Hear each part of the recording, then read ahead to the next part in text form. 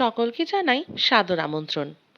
আজকের গল্প Cleopatra a life story by Sukanya. বাংলায় এই প্রথম অডিও বুকে ক্লিওপেট্রার জীবনী ও তার সম্বন্ধে অজানা কিছু তথ্য নিয়ে হাজির হয়েছি ড্রিম ক্যারেজ ইউটিউব চ্যানেলে। চলুন শুনে আসি অসাধারণ, অত্যন্ত গুরুত্বপূর্ণ জ্ঞানসম্পন্ন এই গল্পটি।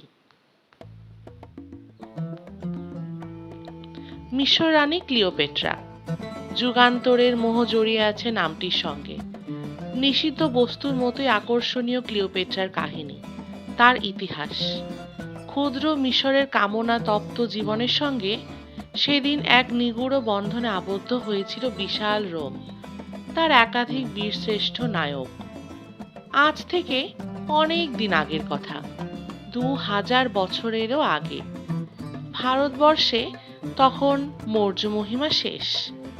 তার উত্তরাপথে বিদেশি ব্যাকপথীয় পার্থীয় শক আর ইউচিদের আনাগোনা। তখন মধ্য ও দক্ষিণ ভারতে সাতবাহনদের সহুঙ্কার রাজ্য শাসন।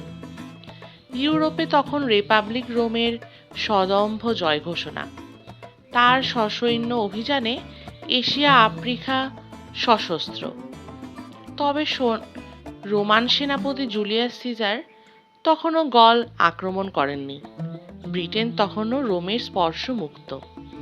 সবচাইতে উল্লেখ্য, যীশুখ্রিস্টের জন্ম লগ্নের তখন অর্ধ শতাব্দীর ওপরেও কয়েক বছর বাকি। ক্লিওপেট্রার জন্ম তখন খ্রিস্টপূর্ব 69 অব্দে, মানে খ্রিস্টপূর্ব 69 অব্দ। তারপর তার কাহিনী, তার উপন্যাস। একটু আগের থেকেই শুরু করি। খ্রিস্টপূর্ব 332 অব্দ। 40,000 সৈন্য নিয়ে ম্যাসিডনীয় বীর আলেকজান্ডার ঝাঁপিয়ে পড়লেন মিশরের ওপরে। মিশর নতি স্বীকার করল। এতে মিশরের কোনো অসুবিধে হয়নি, কারণ এর আগে 200 বছর ধরে মিশর ছিল পারস্যের অধীন। এখন গেল ম্যাসিডোনিয়ার অধিকারে। শুধু প্রভুর অদল বদল, আর কিছু নয়। কারণ প্রাচীন স্বাধীন ফারাওদের মিশর অবলুপ্ত হয়েছিল অনেক দিন আগেই। আলেকজান্ডার বুদ্ধিমান ছিলেন, তাই তিনি মিশরের প্রাচীন রাজধানী মেমফিস নগরে দেবতার মন্দিরে নবলব্ধ রাজার রাজপদে অভিষিক্ত হলেন। তার ধর্মীয় রাজনীতিকে সাদর সম্মান জানালেন। এর পরের বছর খ্রিস্টপূর্ব 331 অব্দে আলেকজান্ডার ভূমধ্য সাগরের ফেনোচ্ছ্বসিত উপকূলে আলেকজান্দ্রিয়া নগরের পতন করলেন। মাত্র কিছুদিনের মধ্যেই আলেকজান্দ্রিয়া সম্পদে, বৈভবে, শিক্ষায়, ধর্মে আর রাজনীতিক গুরুত্বে ফুলে ফেঁপে উঠল। ক্লিওপেট্রার কাহিনীর রঙ্গমঞ্চ প্রধানতই আলেকজান্দ্রিয়া। ভারতবর্ষ থেকে ফিরে যাবার পথে ব্যাবিলনে মাত্র কয়েকদিনের জ্বরে খ্রিস্টপূর্ব 323 অব্দে আলেকজান্ডার যখন মারা গেলেন, তখন তার বিজিত দেশগুলি ভাগ বটাওয়ারা হয়ে গেল তার কয়েকজন প্রিয় সেনাপতিদের মধ্যে। মিশর পড়ল আলেকজান্ডারের প্রিয় অনুচর অভিজ্ঞ সেনাপতি টলেমির ভাগে। মিশরের ইতিহাস তখন থেকে অন্য খাতে বইতে শুরু করেছে। খ্রিস্টপূর্ব 323 থেকে 305 অব্দ পর্যন্ত টলেমি ছিলেন মিশরের সদ্রপ বা শাসনকর্তা। কিন্তু খ্রিস্টপূর্ব 305 অব্দে তিনি হলেন মিশরের পুরোপুরি স্বাধীন রাজা। সেখানে তিনি প্রতিষ্ঠা করলেন স্বাধীন টলেমি বংশ। মিশরীয় হাওয়ার সঙ্গে গ্রিক রাজনীতির মিশ্রণ ঘটল। সত্রপ টলেমি হলেন রাজা প্রথম টলেমি। বলতে গেলে টলেমি বংশের রাজত্বকাল খ্রিস্টপূর্ব 323 থেকে খ্রিস্টপূর্ব 30 অব্দ পর্যন্ত। টলেমি বংশধরদের মধ্যে দ্বিতীয় ও তৃতীয় টলেমি বেশ কৃতিত্বের সঙ্গে রাজত্ব করেছিলেন। তারা মিশরের গৌরব অনেকখানি বাড়িয়েছিল। মুশকিল হলো চতুর্থ টলেমিকে নিয়ে। গুণটুকু না থেকে তার মধ্যে রাজা রাজরাদের দোষগুলো পুরো মাত্রায় ছিল। সুতরাং মিশরের খ্যাতি বেশ খানিকটা কমে গেল। এলেন পঞ্চম টলেমি। এই সময়কার স্মরণীয় ঘটনা সিরিয়ার রাজা তৃতীয় অ্যান্টিনিকোসের মেয়ে ক্লিওপেট্রার সঙ্গে পঞ্চম টলেমির বিয়ে। এই ক্লিওপেট্রা মিশরের ইতিহাসে প্রথম ক্লিওপেট্রা। আর আমাদের আলোচ্য ক্লিওপেট্রা হলেন ষষ্ঠ ক্লিওপেট্রা। তার আবির্ভাবের জন্য আমাদের আরও কিছু অপেক্ষা করতে হবে। পঞ্চম টলেমি ও প্রথম ক্লিওপেট্রার দুইটি ছেলে, ষষ্ঠ টলেমি ও সপ্তম টলেমি। বাপ গত হলে এরা দুই ভাই একসঙ্গে মিশরের সিংহাসনে বসলেন। ফলে যা হবার তাই হলো। দুই ভাইয়ের মধ্যে সমানে ঝগড়া মারামারি হতে লাগলো। মাঝখান থেকে সুযোগ পেয়ে রোম এসে নাক গলালো। শেষ পর্যন্ত ষষ্ঠ টলেমি অন্য ভাইটির চাইতে যার বুদ্ধি শক্তি দুই বেশি ছিল মিশরেই থেকে গেলেন। আর সপ্তম টলেমি চলে গেলেন মিশনের অধীনস্থ সাইরেনিকা রাষ্ট্রে। কিন্তু যে মুহূর্তে ষষ্ঠ টলেমি মারা গেলেন সেই মুহূর্তেই সপ্তম টলেমি মিশরে ফিরে এলেন। ভাইপোকে মেরে ফেললেন।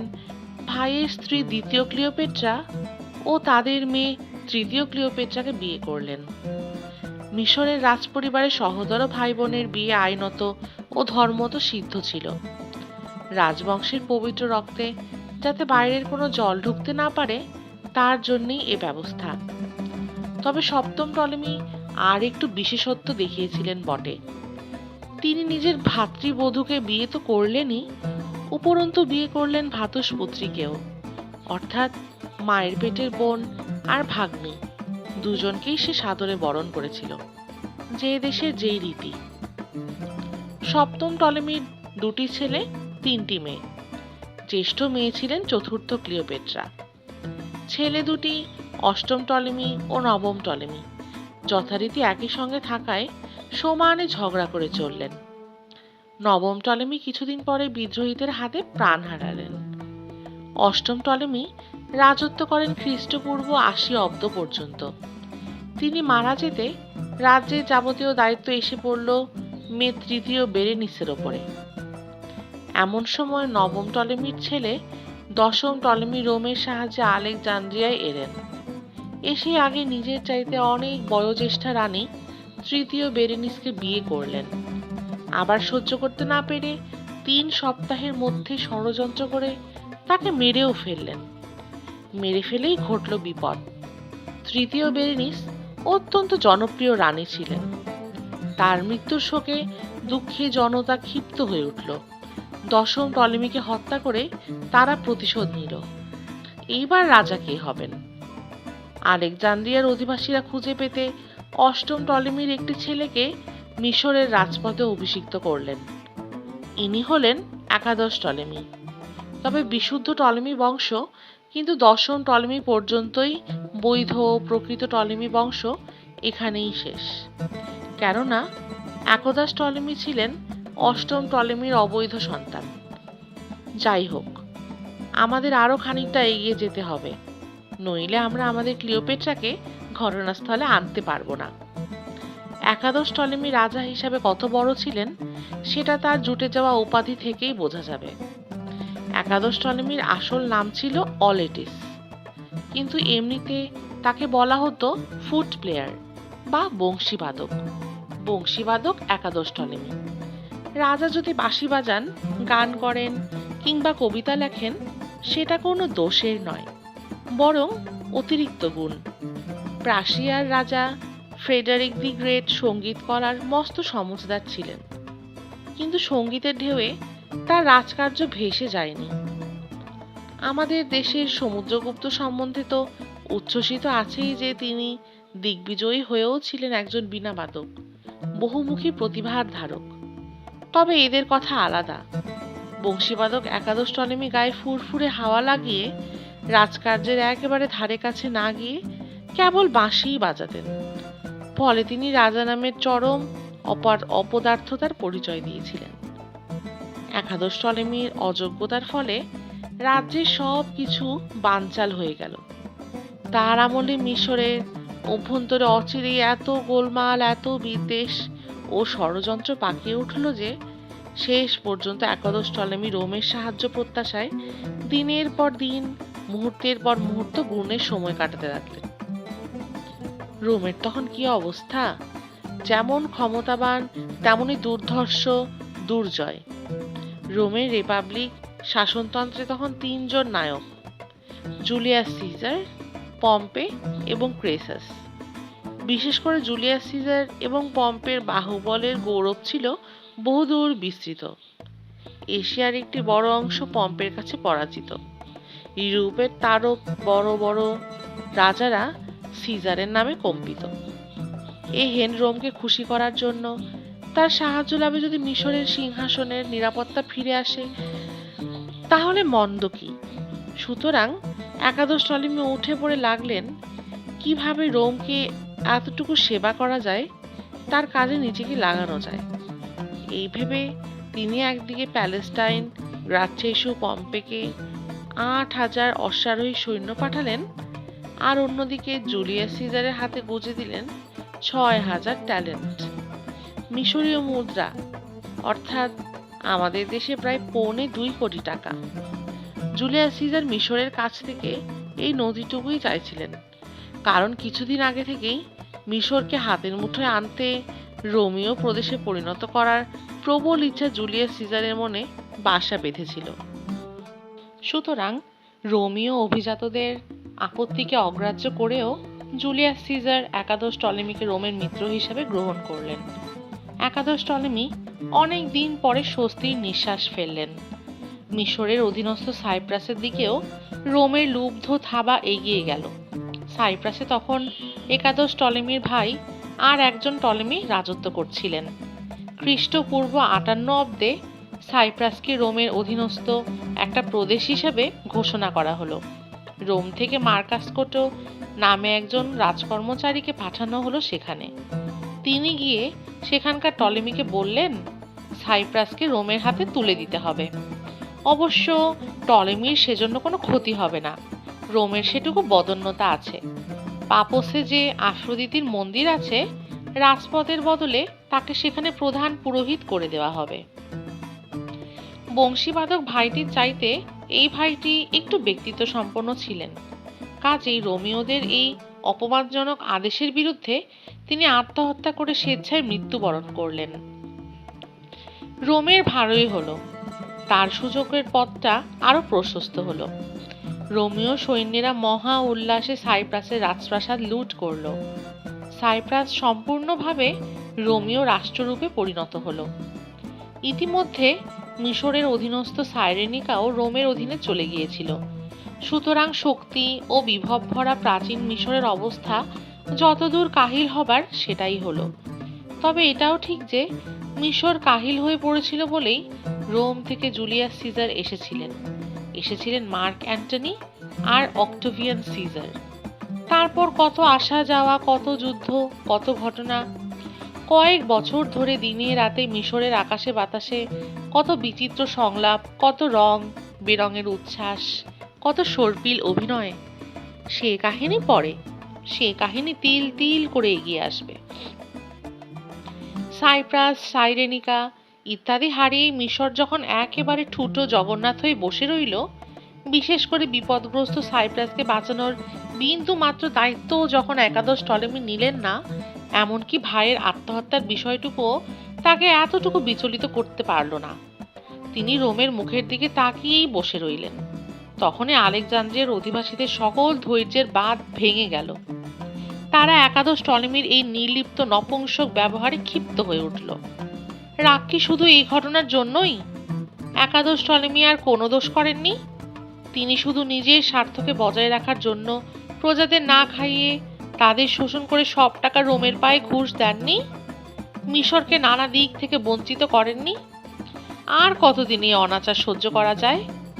তাই ইতিহাসের পাতায় দেখা গেল একাদশ টলেমি খ্রিস্টপূর্ব ৫৮ অব্দে রোমের দরবারে গিয়ে নালিশ জানাচ্ছেন, আমার পক্ষে আলেকজান্দ্রিয়ায় থাকা দিন দিন অসহ্য হয়ে উঠেছে। ওখানকার লোকেরা আমাকে যা তা বলছে, আমার বিরুদ্ধে উঠে পড়ে লেগেছে। রোমের সামরিক সাহায্য ছাড়া আমার পক্ষে ওখানে ফিরে যাওয়া, ওখানে বসবাস করা কোনোভাবেই সম্ভব নয়। একাদশ টলেমির এই নাকি কান্নার ফাঁকে আলেকজান্দ্রিয়ার অবস্থাটা একবার দেখে নেওয়া যাক। একাদশ টলেমির হঠাৎ রোমে পালিয়ে যাওয়ার পেছনে শুধু ক্ষিপ্ত প্রজারাই ছিল না, ছিল এক বিরাট প্রাসাদ ষড়যন্ত্র। কারণ একাদশ টলেমির স্ত্রী, ছেলে মেয়ে সবাইকে ফেলে রেখে এমন আচমকা রোমে চলে গিয়েছিল যেন কেউ পেছনে তাড়া করেছিল। কোনো কোনো ঐতিহাসিকের মতে একাদশ টলেমির অনুপস্থিতিতে তার স্ত্রী পঞ্চম ক্লিওপেট্রা বড় মেয়ে চতুর্থ বেরেনিসের সঙ্গে মিলিত হয়ে একসঙ্গে রাজ্য শাসনের ভার নিয়েছিলেন এবং পঞ্চম ক্লিওপেট্রা মারা যেতেই চতুর্থ বিরনেসি মিশরের সর্বময়ী কর্ত্রী হয়েছিলেন। অপরদিকে আবার এক অন্য কাহিনীও আছে। পঞ্চম ক্লিওপেট্রা নাকি এই সময় বেঁচেই ছিলেন না। পাপের অকর্মণ্যতার সুযোগ নিয়ে রাজপ্রাসাদের বেশ কয়েকজনকে দলে টেনে নিয়ে চতুর্থ বেরনিসি নাকি সিংহাসন কেড়ে নিয়েছিলেন। পাপ কোনো রকমে শুধু নিজের প্রাণটুকু নিয়ে রোমে পালিয়ে গিয়েছিল আর নাকের জলে চোখের জলে মিশিয়ে নালিশ জানিয়েছিলেন। চতুর্থ বেরেনিসের প্রথম প্রধান সহায় ছিল সেনাপতি ও মন্ত্রী অ্যাকিলাস। গল্পে আছে যে যেদিন একাদশ টলেমির হাত থেকে আচমকা সিংহাসন কেড়ে নেওয়া হলো, অর্থাৎ আলেকজান্দ্রিয়ার প্রাসাদে কূ হলো, সেদিন অ্যাকিলাস নাকি একখানা বুক কাঁপানো ধারালো তরবারি হাতে নিয়ে আলেকজান্দ্রিয়ার রাজপ্রাসাদ ঘুরে বেরিয়েছিলেন বেরেনিসের আর দুটি বোনকে খুঁজে বের করার জন্য। তার বোনেরা যদি মিশরের রানীর অধিকারে ভাগ বসায়, ছোট ছোট দুটি ভাই আছে, থাক, কারণ ওরা রাজা হবে, কিন্তু রানী তো হবে শুধু একটি, নইলে সুবিধে কোথায়? সুতরাং খুঁজে বের করো আর দুটিকে, মেজো আর ছোট। মেজোটি ক্লিওপেট্রা, ছোটটি অর্সিনো। এই মেজো মেয়েটিকে আমাদের দরকার। এই মেয়েটি ইতিহাসের পাতায় দোলা লাগানো নীল নাগিনী ক্লিওপেট্রা, ষষ্ঠ ক্লিওপেট্রা, ইতিহাসকে ছাপিয়ে যার কাব্যটাই বড়। গল্পে আরও আছে যে বেরেনিস যখন তার ষড়যন্ত্রে সফল হলেন, তখন ক্লিওপেট্রা মাত্র 11 বছরের মেয়ে হলেও রাজপ্রাসাদ থেকে কৌশলে পালিয়ে গিয়েছিলেন। আশ্রয় নিয়েছিলেন আইসিস দেবীর মন্দিরে। আমাদের গণেশ জননী দুর্গার মতোই পুত্র হোরাসকে কোলে নিয়ে দেবীর আইসিসের মাতৃমূর্তি। একাদশ টলেমি ফিরে না আসা পর্যন্ত ক্লিওপেট্রা আইসিস দেবীর পূজারীর আশ্রয়েই ছিলেন। সেখানেই বালিকা থেকে কিশোরী হয়েছিলেন। গল্প কথা সত্যি নাও হতে পারে, তবে এটা ঠিক, চতুর্থ বেরেনিস যতদিন সিংহাসনে ছিলেন ততদিন রাজপ্রাসাদে থাকলেও ক্লিওপেট্রা নজরবন্দী ছিলেন। একাদশ টলেমি রোমে পালিয়ে গিয়েছিলেন খ্রিস্টপূর্ব 58 অব্দে। সেখানে আশ্রয় নিয়েছিলেন অ্যালবান পাহাড়ের পম্পের প্রাসাদে। রোম পৌঁছে তিনি চেষ্টা করতে লাগলেন কি করে আবার পূর্ব প্রতিষ্ঠায় ফিরে পাওয়া যায়, মিশরের পথ পরিষ্কার হয়। একাদশ টলেমির এই সব চেষ্টার মূল হাতিয়ার ছিল রোমের তাবর তাবর রাজপুরুষদের সাহায্য। একাদশ টলেমি ঘুষ দিয়ে তাদের মন ভেজানোর চেষ্টা করলেন। আবার কেমন ঘুষ? ধারে ঘুষ। হাতে তো তখন টাকা নেই।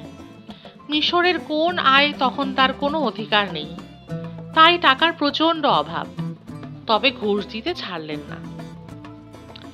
রোমের নাম করা বিত্তবান রাজস্ব বিভাগের অধ্যক্ষ ছিলেন র্যাবিরাস পন্তুমাস। তার কাছ থেকে একাদশ টলেমি প্রচুর টাকা ধার করলেন, আর তাই দিয়ে রোমীয় রাজপুরুষদের ঘুষ উপহার দিতে লাগলেন। যখন টাকায় কুলোলো না, তখন প্রতিশ্রুতি দিতে লাগলেন ভালো সময় আসুক, সিংহাসনটা ফিরে পান, সব টাকা হাতে হাতে দিয়ে দেবেন। রোমে 1 বছর থেকে একাদশ টলেমি গেলেন এশিয়ার মাইনরের অন্তর্গত এফিসাস নগরে। সেখানে রইলেন পুরো 2টি বছর। সেখান থেকে সিরিয়ার শাসনকর্তা ওলাস গ্যাবিনাসের কাছে একইভাবে কাতরোক্তি করে সাহায্যের জন্য আবেদন জানালেন। বললেন মিশরের সিংহাসনটা পাইয়ে দিলে তিনি ওলাস গ্যাবিনাসকে 10,000 ট্যালেন্ট গুনে গুনে দেবেন।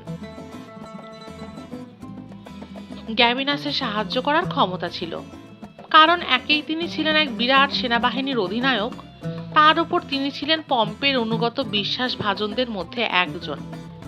একাদশ টলেমি তো দেশে ফিরে যাওয়ার চেষ্টা করছিলেন। অন্যদিকে আলেকজান্দ্রিয়ার প্রজারা কিন্তু তার ফিরে যাওয়ার পথে কাঁটা হয়েছে তারাই ছিল। বর্তমান রানী চতুর্থ বেরেনিসকে সুপ্রতিষ্ঠিত করবার জন্য তারা তাকে বিয়ে দিল সেকুলস নামে সিরিয়ার এক রাজপুত্রের সঙ্গে। রাজপুত্র ওই নামেই। চলনে বলনে সে এমন বদখত ছিল যে, যার জন্য বেরেনিস তাকে আর বেশি দিন সহ্য করতে পারেনি। গলা টিপে তাকে মেরে ফেলেছিলেন। এরপরে যার সঙ্গে বিয়ে হলো তার নাম ছিল আর্কিলিউস, মিথ্রাইড বংশের ছেলে, উপযুক্ত পাত্র। পন্টাসে বেশ উঁচু পদের চাকরে ছিলেন। তিনি মিশরে এলেন খ্রিস্টপূর্ব ৫৫ অব্দে। বেরেনিসকে বিয়ে করে মিশরের রাজা হয়ে বসলেন। খ্রিস্টপূর্ব ৫৫ অব্দে বসন্তকালে গ্যাবিনাস একদল সৈন্য নিয়ে মিশর আক্রমণ করলেন। তার সঙ্গে ছিলেন জোহুকুম একাদশ টলেমি। আরেকজন ছিলেন, অশ্বারোহী বাহিনীর অধিনায়ক হয়ে তিনি এসেছিলেন। কিছুদিন পরে তাকে দেখে ক্লিওপেট্রা মুগ্ধ হয়েছিল। বার্নার্ড শয়ের ভাষায় কিশোরী ক্লিওপেট্রা জুলিয়াস সিজারের কাছে আবেগ ভরা কণ্ঠে বলেছিলেন, "A beautiful young man with strong round arms came over the desert with many horsed men." মরুভূমি পার হয়ে অনেক ঘোড়সওয়ার নিয়ে যে বলিষ্ঠ বাহু পরম সুন্দর পুরুষটি এসেছেন, তুমি কি তাকে চেনো? জুলিয়াস সিজার মাথা নেড়ে বলেছিলেন, চিনি বই কি, তার নাম মার্ক অ্যান্টনি।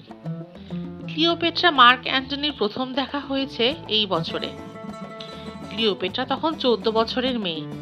নদীর বুকে তখন সবে জোয়ারের জল নেমে আসছে। কিন্তু মার্ক অ্যান্টনির কথা এখন থাক। মার্ক অ্যান্টনির সঙ্গে দেখা হবে পরে, আরো কয়েক বছর পর। একাদশ টলেমি রোমের সাহায্য নিয়ে যখন স্বদেশের অধিকার ফিরিয়ে নিতে এলেন, তখন আর্কিলিউস বড় কম বাধা দেননি, কিন্তু পারলেন না। যুদ্ধ করতে করতেই তিনি মারা গেলেন। চতুর্থ বেরেনিসের দল পরাজিত হল। মিশরের সিংহাসনে পুনরায় বসলেন একাদশ টলেমি।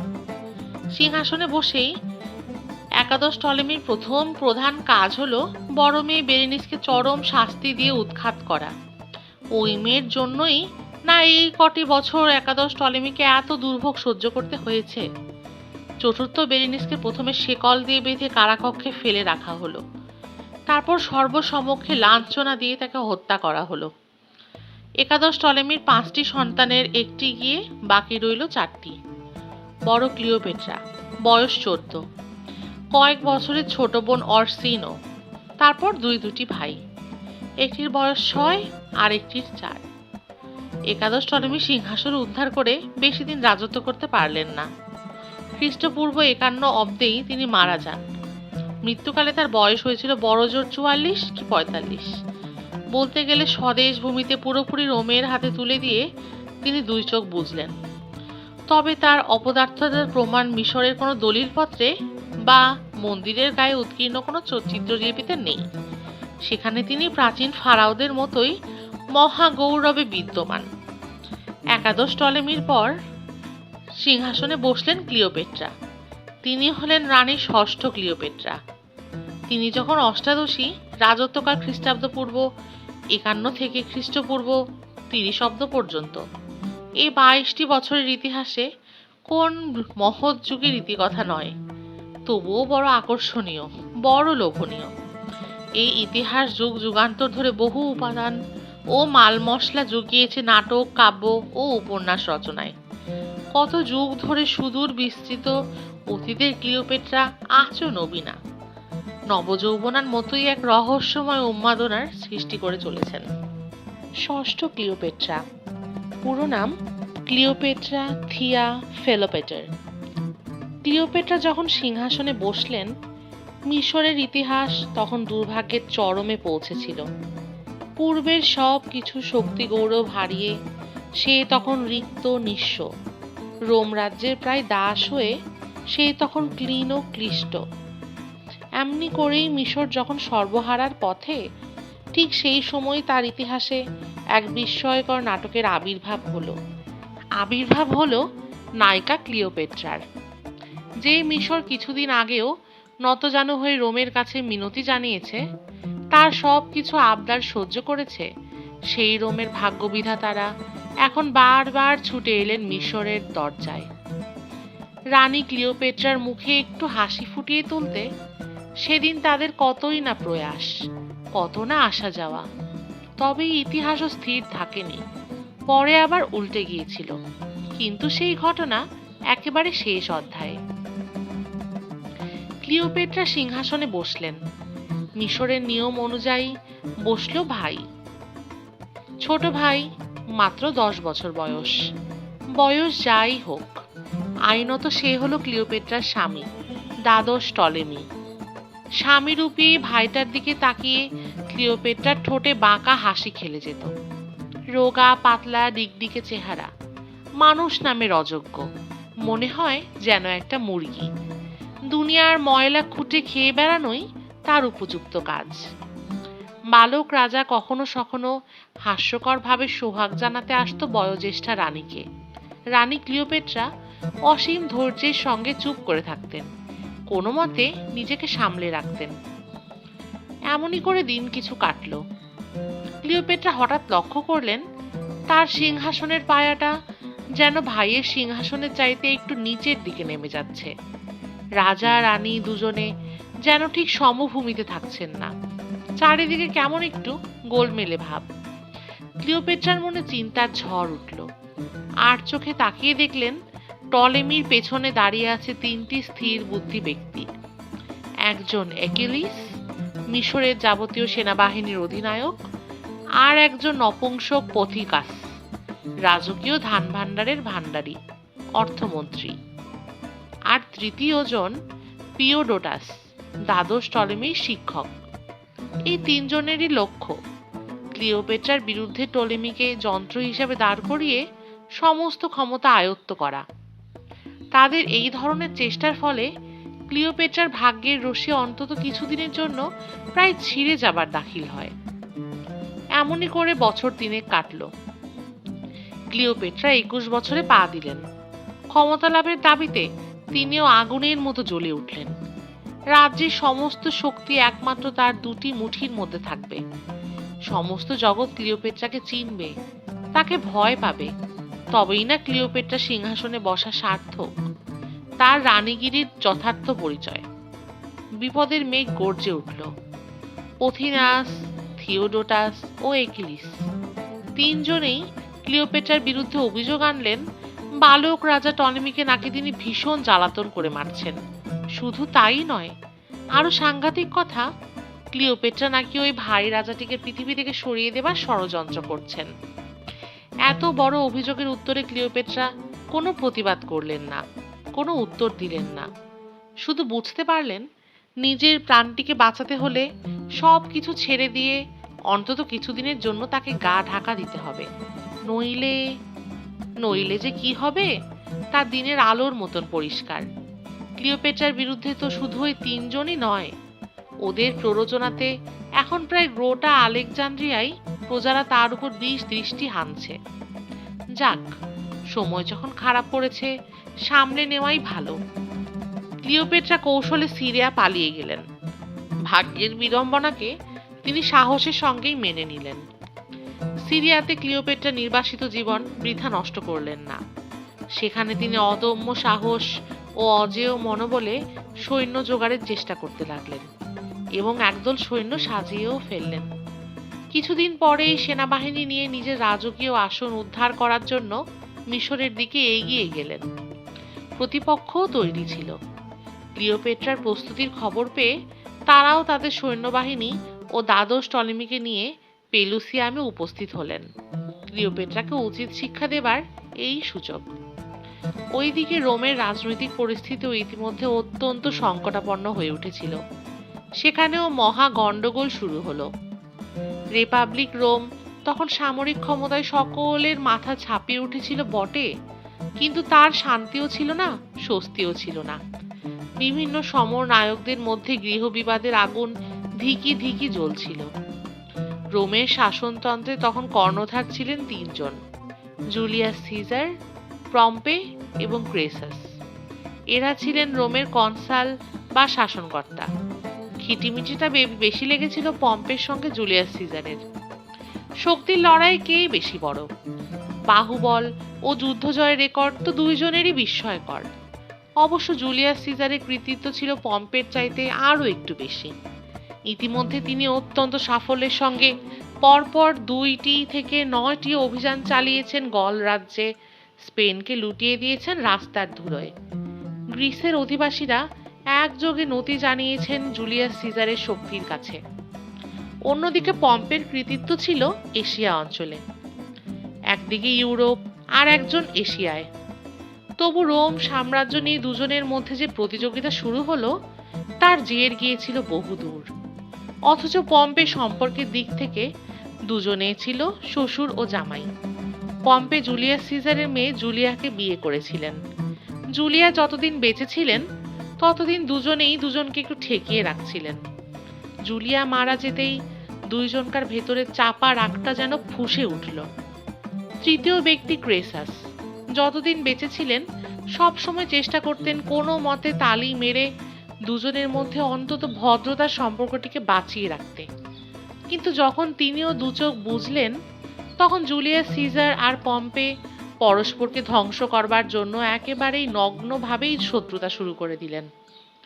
কারণ যিনি প্রতিপক্ষকে পরাজিত করতে পারবেন তিনিই হবেন বহুদূর বিস্তৃত রোমান সাম্রাজ্যের একচ্ছত্র অধিপতি। খ্রিস্টপূর্ব 49 অব্দে পম্পে তার বড় ছেলে কেয়াস পম্পেয়াসকে আলেকজান্দ্রিয়ায় পাঠালেন। সাহায্য চাই, অস্ত্র শস্ত্র সৈন্য জাহাজ যত তাড়াতাড়ি সম্ভব পাঠাতে হবে। ক্লিওপেট্রার সঙ্গে পম্পেয়াসের সাক্ষাৎ হলো, নানা কথাবার্তা হলো। পম্পেয়াস ক্লিওপেট্রার কাছে ঘন ঘন যেতে লাগলেন। শেষ পর্যন্ত বাপকে সাহায্য করার জন্য সেখান থেকে 50খানা জাহাজ, 500 সৈন্য আর অনেকটা শস্য নিয়ে পম্পেয়াস ফিরে এলেন। শুধু একটি টুকরো কাহিনী মিশরের স্মৃতি হয়ে মনে গেঁথে রইল। এ কাহিনী মন দেওয়া নেওয়ার কাহিনী। ক্লিওপেট্রার মনে যে কজন রোমিও নায়ক আসন পেতেছিলেন তাদের মধ্যে পম্পেয়াসেও নাকি একটি নির্দিষ্ট স্থান পেয়েছিল। ক্লিওপেট্রা তাকেও নাকি একদিন তার মধুর সম্ভাষণে আনন্দিত করেছিলেন। যাই হোক, এদিকে পম্পে ও জুলিয়াস সিজার দুপক্ষেই যুদ্ধের প্রস্তুতি আরো ঘনিয়ে উঠল। বেশি দিন গেল না, জুলিয়াস সিজার তার সৈন্য সামন্ত নিয়ে রুখে এলেন পশ্চিম দিক থেকে। পম্পে তার দলবল নিয়ে এলেন পূর্ব দিক থেকে। মাঝখানে রুবিকন নদীটা ছিল দুজনকার অধিকারের সীমানা। জুলিয়াস সিজার রাগের চোটে আর থাকতে না পেরে একদিন রুবিকন নদী পার হলেন, অর্থাৎ পম্পের বিরুদ্ধে যুদ্ধ ঘোষণা করলেন। থেসেলির অন্তর্গত ফাসে লাসে দুজনের যুদ্ধ হলো। যুদ্ধে জুলিয়াস সিজার জয়লাভ করলেন। পম্পে শোচনীয়ভাবে পরাজিত হলেন। পম্পে পালিয়ে গেলেন। পম্পে প্রথমে গেলেন এশিয়ার উপকূলে। ভেবেছিলেন ওখানকার গ্রিক অধিবাসীরা দেখা মাত্রই বুঝি তাকে অধিনায়ক হিসাবে বরণ করে নেবে, আর তাহলেই জুলিয়াস সিজারের বিরুদ্ধে ভালো করে আবার উঠে দাঁড়ানো যাবে। কিন্তু কোথায় কি, কোনো সাদর অভ্যর্থনা তো দূরের কথা, বরঞ্চ মনে হলো ওরা যেন জুলিয়াস সিজারকেই বেশি পছন্দ করছে। তারই সবাই মুখ চেয়ে বসে আছে। হতাশ হয়ে পম্পে পার্থিজার সাহায্যের জন্য মুখ ফেরালেন, কিন্তু সেখান থেকেও কিছু হবে বলে মনে হলো না। পম্পের সঙ্গী থিওফেনিস সব দিক ভেবেচিন্তে তাকে পরামর্শ দিলেন, এরকম আশা নিরাশায় ঘুরে বেরিয়ে অনর্থক সময় ও শক্তি নষ্ট করে তো লাভ নেই। তার চাইতে জাহাজ চালেই মিশরে যাওয়া যাক না কেন। একাদশ টলেমি পম্পের কম অনুগত ছিলেন না, এককালে তার কাছ থেকে কম অনুগ্রহও বড় পায়নি। সুতরাং তার ছেলে দ্বাদশ টলেমি নিশ্চয়ই পিতৃবন্ধুকে সাহায্য করতে, আশ্রয় দিতে আপত্তি করবে না। পম্পে দেখলেন এ পরামর্শ নেহাতি মন্দ নয়। এ অবস্থায় সত্যিকার নিরাপত্তা যদি কোথাও মেলে সে তো মিত্ররাষ্ট্র মিশরে। পম্পে মিশরের দিকে জাহাজের মুখ ফেরালেন। আলেকজান্দ্রিয়ায় না গিয়ে পেলসিয়ামের দিকে এগোলেন, কারণ তিনি জানতেন ক্লিওপেট্রার বিরুদ্ধে লড়াই করবার জন্য বালক রাজা দ্বাদশ টলেমি বর্তমানে ওখানেই শিবির ফেলেছেন। তীর থেকে একটু দূরে জাহাজ নোঙর করল। পম্পে সেখান থেকে টলেমির শিবিরে দূতের মারফত সংবাদ পাঠালেন, আমি পম্পে, আমি এসেছি। মিশরের কাছে আমি আশ্রয় ও সাহায্য প্রার্থী। দ্বাদশ টলেমি তো আর কিছু করবার মালিক নয়, মালিক তো ওই তিনজন, অ্যাকিলাস, পথিনাস আর থিয়াডোটাস। তিনজনেই যেমন ধূর্ত তেমনই স্বার্থপর। স্বার্থের জন্য হেন কাজ ছিল না যা তারা করতে পারতেন না, যা তারা ভাবতেন অবৈধ। এর মধ্যে সবাইকে ছাড়িয়ে গিয়েছিলেন থিওডোটাস। মুখে বলতেন এক, কাজ করতেন একেবারেই উল্টো। পম্পে এসেছেন, খবর পাঠিয়েছেন। এখন কি কর্তব্য স্থির করবার জন্য টলেমির শিবিরে এক বৈঠক বসল। অনেক আলোচনা হলো। আলোচনার মূল বিষয় ছিল পম্পে না জুলিয়াস সিজার, কার বন্ধুত্ব স্বার্থের অনুকূল। সবাই এক বাক্যে বলল, দূর দূর, যে হেরে ভূত হয়ে এসেছে, ভিখারির মতো আশ্রয় চাইছে, সাহায্যের জন্য হাঁ করে দাঁড়িয়ে আছে, তাকে আদর করে ঘরে ডাকার কোনো মানে হয় না। সে কাজের কোনো আখের আছে? মাঝখান থেকে রোমের বর্তমান ভাগ্যবিধাতা জুলিয়াস সিজারের মন মেজাজ খারাপ করে দেওয়া। দরকার কি দুর্বলকে বাঁচিয়ে অমন লোকের বন্ধুত্ব হারানো? থিয়াডোটাসের শেয়াল ধূর্ত চোখ দুটি হঠাৎ চকচক করে উঠল। দুই হাত তুলে বৈঠকের উত্তেজনা থামিয়ে গলাটা একটু নিচু করে বললেন, ধীরে বন্ধুগণ, ধীরে। অত হইচই করার দরকার নেই। আমাদের আরও একটু ধৈর্য আর বুদ্ধির সঙ্গে কাজ করতে হবে, এগোতে হবে। সেই কথাই বলি, শোনো। একটু চুপি চুপি কাছে এগিয়ে এসো। ঘন সন্নিবদ্ধ হয়ে উপস্থিত সকলেই থিওডোটাসের পরামর্শ শুনলেন। সকলের মুখে একটা উল্লাসের ঢেউ বয়ে গেল। ফুরফুরে গা জুড়োনো হাওয়াটা শুধু একটু ভারী হয়ে উঠল। খানিকটা পরেই দেখা গেল অ্যাকিলাস একখানা নৌকা নিয়ে পম্পের জাহাজের দিকে এগিয়ে যাচ্ছেন। সঙ্গে সেপ্টিমাস নামে একজন দুর্দান্ত সামরিক কর্মচারী। একদিকে পম্পে টলেমির শিবিরে খবর দেওয়া পর্যন্ত অধীর আগ্রহে অপেক্ষা করছিল, কি হয় ভেবে। জাহাজের দিকে পায়চারি করছিলেন। হঠাৎ তীর থেকে একটা নৌকা আসতে দেখে পম্পে থমকে দাঁড়ালেন। বেশ জোরে জোরে দাঁড় বেয়ে নৌকোখানা আসছে, এই জাহাজের দিকেই ছুটে আসছে। পম্পে একটু ঝুঁকে দেখতে লাগলেন। নৌকোখানা জাহাজের গায়ে এসে ভিড়ল। দুটো লোক জাহাজের ওপর লাফিয়ে নামলেন।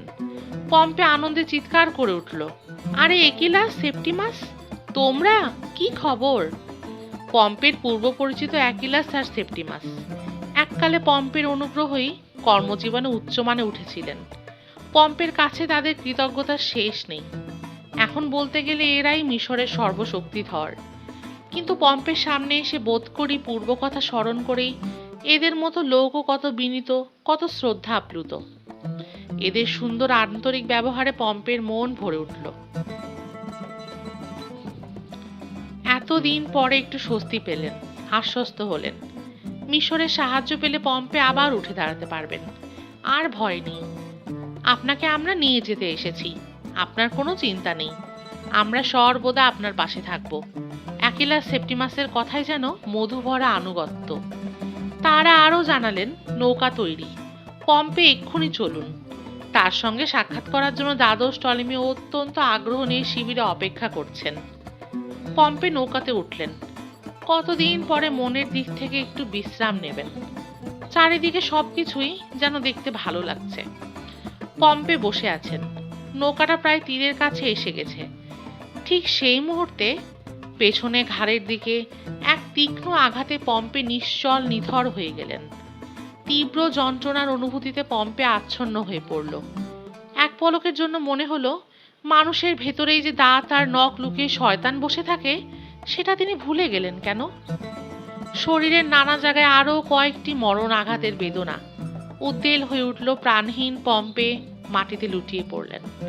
বিশ্বাসঘাতক সেপ্টিমাস ও অ্যাকিলাস দুজন দুজনকে অভিবাদন জানালেন।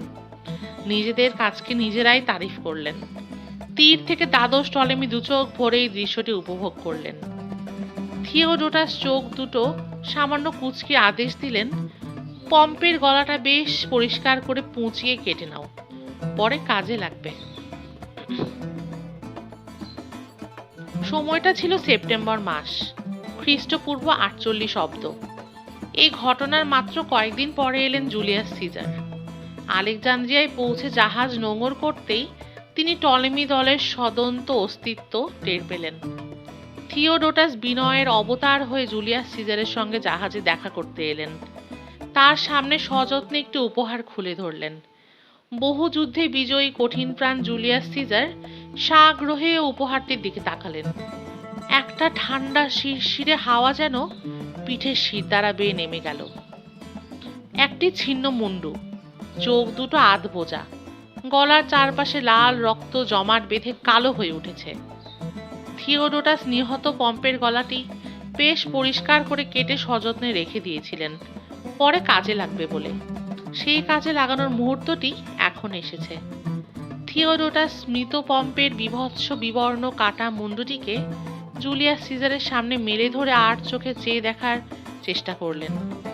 দিগ্বিজয়ী সেনাপতির মুখের শিরা উপশিরায় কি প্রতিক্রিয়া ফুটে ওঠে। শত্রুর ছিন্নমুণ্ড দর্শনে জুলিয়াস সিজার উল্লসিত হননি, বরং ব্যথিত হয়েছেন, আর শঙ্কিত হয়েছিলেন মিশর রাজনীতিকদের পৈশাচিক লীলায়। জুলিয়াস সিজার বুঝতে পেরেছিলেন থিওডোটাস আর তার সঙ্গীদল তাকে কি বোঝাতে চান। নিজের ঘাড়ে হাত দিয়ে ভালো করে সবকিছু ভেবেচিন্তে জুলিয়াস সিজার আলেকজান্দ্রিয়ার মাটিতে পা দেন। পম্পের দুর্দশা শুধু পম্পেতেই সীমাবদ্ধ থাকবে এমন কি কোনো কথা আছে? কিন্তু এত করেও কোনো লাভ হলো না। জুলিয়াস সিজার একটুও ভয় না পেয়ে জাহাজ থেকে আলেকজান্দ্রিয়ার মাটিতে নামলেন।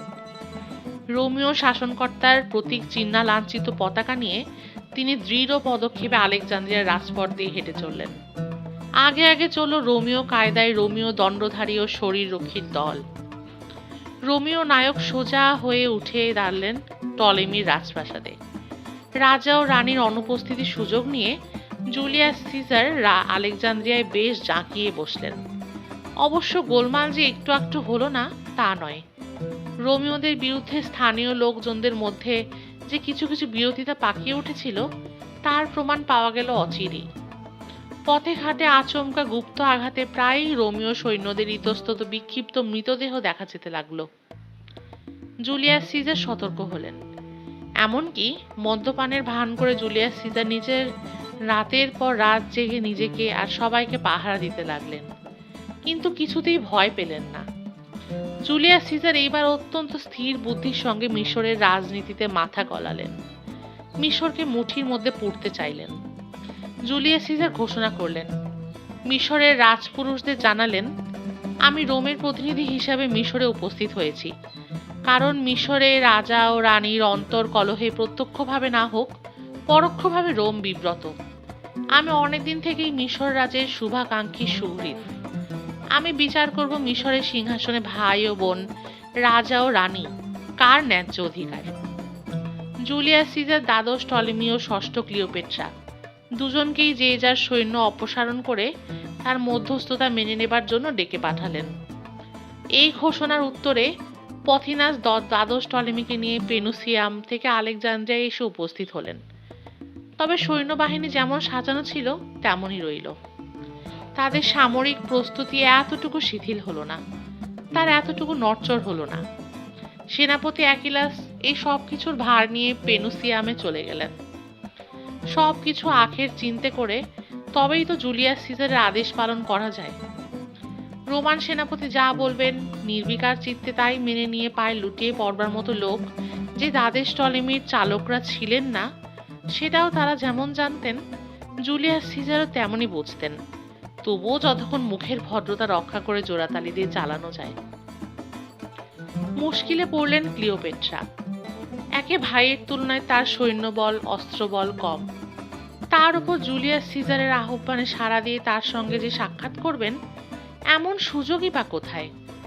নিজের শিবির ছেড়ে যেই তিনি আলেকজান্দ্রিয়ার দিকে এগিয়ে যাবেন, সঙ্গে সঙ্গে তো অ্যাকিলাস পথিনাসের পাহারাদার লোকেরা তাকে মেরে ফেলবে। শুধু ধরবেই না, মেরে ফেলবে। ক্লিওপেট্রা অনেকক্ষণ কি যেন চিন্তা করলেন, তারপর নিজের দিকে তাকিয়ে দেখলেন মনোরম দেহ বল্লরী, স্লুগল তনু। ক্লিওপেট্রার বড় সাধের, বড় গর্বের জিনিস। তরবারির আঘাতে ওই দেহ ছিঁড়ে কুটি কুটি হয়ে যাবে। ক্লিওপেট্রার জীবন শুরুতেই শেষ হবে। এ কি কখনো হয়? ক্লিওপেট্রা অস্থির হয়ে উঠলেন। জুলিয়াস সিজারের সঙ্গে দেখা করতেই হবে, যেমন করেই হোক। বিশ্বস্ত অনুচর অ্যাপলোডোরাসের ক্লিওপেট্রার প্রতি সঙ্গোপনে কি যেন বললেন। ক্লিওপেট্রা লাফিয়ে উঠলেন। এত বুদ্ধি অ্যাপলোডোরাসের! তার পরিকল্পনা এমন নতুনত্ব! এই তো জীবন। ক্লিওপেট্রা তো তার জীবন নিত্য নতুন এই বৈচিত্র্যই কামনা করেন। এরপর নাটকের প্রথম অঙ্ক। জবনিকা উঠল। সমুদ্রবক্ষ। রাত্রির অন্ধকারে একটি নৌকা ধীরে ধীরে আলেকজান্দ্রিয়ার উপকূলের দিকে এগিয়ে যেতে লাগলো। নৌকোর যাত্রী অ্যাপলোডোরাস। তার মুখে নিশ্চিন্ত নির্লিপ্ততা। মাঝে মাঝে অপাঙ্গে চেয়ে দেখছেন পায়ের কাছে গুটানো একটা পুরো কর্কশ কার্পেটের দিকে। নৌকো আলেকজান্দ্রিয়ার ঘাটে গিয়ে পৌঁছলো। অ্যাপোলোডোরাস নৌকা থেকে লাফিয়ে মাটিতে নামলেন। গোটানো কার্পেটটিকে নৌকা থেকে নামিয়ে নিয়ে এসে অ্যাপোলোডোরাস একবার এদিক ওদিক তাকিয়ে দেখলেন। কাছে পিঠে কোথাও পথিনাস বা অ্যাকিলাসের অনুচর ধারালো অস্ত্র নিয়ে গা ঢাকা দিয়ে বসে আছে কিনা সেজন্য কিছুই বলা যায় না। একটু জোরে হাওয়া বলে গেলেই তো মনে হয় এই বুঝি গলায় ষড়যন্ত্রের মন্ত্র আওড়াচ্ছে, নতুন পন্থা বাতলাচ্ছে। দিনকাল বড়ই খারাপ, বড় ভয়াবহ। তবে অ্যাপোলোডোরাস কিছু তো অন্যায় করতে যাচ্ছেন না। রানী ক্লিওপেট্রার কাছ থেকে তিনি একটি উপহার নিয়ে যাচ্ছেন, পৌঁছে দিতে হবে মহামান্যবর জুলিয়াস সিজারের কাছে। অত বড় একটা মানি লোক বলে কথা। তাছাড়া তার কাছে যাওয়ার অনুমতি আগেই নেওয়া হয়েছে। অ্যাপোলোডোরাস সাবধানে কার্পেটটি কাঁধে তুলে নিলেন। এখন ভালোই ভালোই যার জিনিস তাকে পৌঁছে দিলেই হয়। রাজপ্রাসাদের দরজায় দরজায় হিংস্র মুখ ও প্রহরী।